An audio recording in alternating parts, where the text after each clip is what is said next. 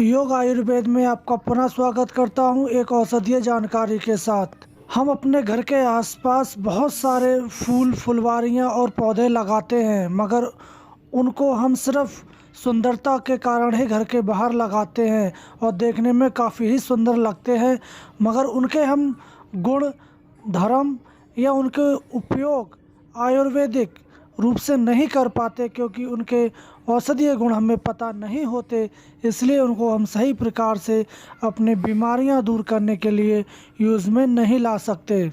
तो हम ऐसे ही एक पौधे की बात कर रहे हैं जिसको हम मुर्गकेश के नाम से जानते हैं। ये समस्त भारत में हर जगह पाया जाता है। घरों के बाहर बगीचे में लगाया जाता है। इसके पुष्प बहुत सुंदर होते हैं और आकर्षित करने वाले होते हैं।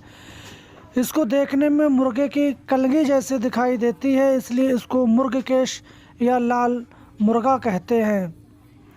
इसके पुष्प पीले रंग के या गुलाबी बैगनी रंग के होते हैं और मखमली चपटे होते हैं। इसके बीज काले रंग के या चपटे चिकने छोटे से होते हैं। तो आप इस मुर्गकेश या लाल मुर्गा की महत्वपूर्ण जानकारी अंत तक देखें, और आप दुनिया भर की जड़ी बूटियों की जानकारी चाहते हैं तो आप हमारे चैनल को सब्सक्राइब करें और बेल आइकन को क्लिक करें। तो इस मुर्गकेश को अन्य भाषाओं में भी जानते हैं। इसका बॉटेनिकल नाम सिलियो अर्जेंटा है। इसको अंग्रेजी में क्लावेल ग्रास के नाम से जानते हैं। संस्कृत में शिखा सिकानी रुद्र जटा, हिंदी में कोकन लाल मुर्गा मुर्गकेश जटाधारी, उर्दू में अनन्नास अलशाना, बंगाली में हल्दी मुर्गा लाल मुर्गा, मराठी में मयूर शिखा आदि नामों से जानते हैं। आप इसको किस नाम से जानते हैं हमें कमेंट बॉक्स में जाके बता सकते हैं। इसके गुण धर्म की बात करें तो रुद्र जटा मधुर कषाय अम्ल कटु तीक्ष्ण और कफ पित्त शामक होता है। इसके उपयोग से हम रक्त पित्त, काम शक्ति, पथरी, लीवर की सूजन, दस्त, हृदय शूल, खांसी या नक्शी जैसी समस्याओं से हम छुटकारा पा सकते हैं।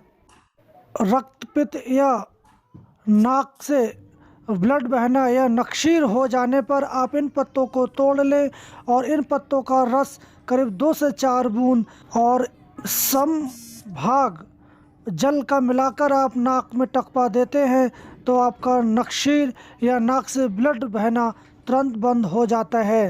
रक्त पित्त की समस्या है या बवासीर के मस्सों से खून निकल रहा है या शरीर से कहीं भी किसी अंग से खून निकलता है तो आप इनके पत्तों का रस करीब 2 से 3 ml मिश्री और पानी मिलाकर शरबत बनाकर आप पिला देते हैं तो उसमें भी काफ़ी लाभ हो जाता है।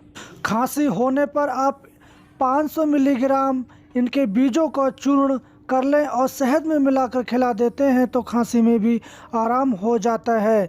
अगर श्वास नली में सूजन है, काश संबंधी बीमारियां हैं तो आप इसका 2 से 3 ग्राम का पंचांग का क्वाथ बनाकर पिलाने से भी लाभ हो जाता है। यह हृदय शूल के लिए भी बहुत लाभकारी होता है।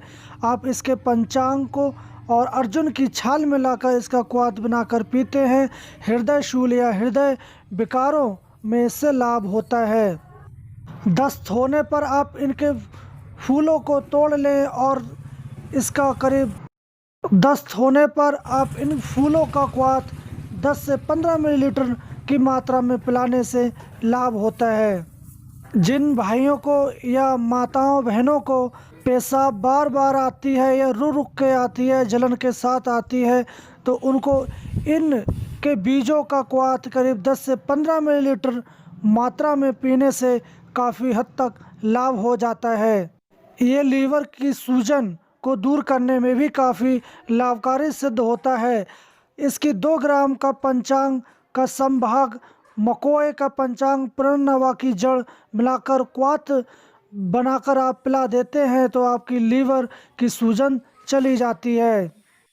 अगर किसी के किडनी में पथरी है छोटी सी तो आप इसका 500 मिलीग्राम जड़ का चूर्ण चावल के धोन के साथ कुछ समय तक आप पिला देते हैं, देखेंगे कि आप जो पथरी है वो गल गल कर बाहर निकल जाती है।